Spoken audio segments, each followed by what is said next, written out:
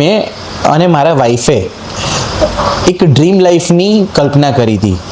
એક હતું એક અમારી ડ્રીમ કાર અને બીજું છે અમારું બેબી. દીપક સર જોડે અમને 1-to-1 કરવાનો મોકો મળ્યો હતો, જેના લીધે અમે બેબી મેનિફેસ્ટેશન સમજ્યા અને શીખ્યા. એના પરિણામે 22 ફેબ્રુઆરી 2026 મારા ત્યાં લક્ષ્મીનું અવતરણ થયું છે.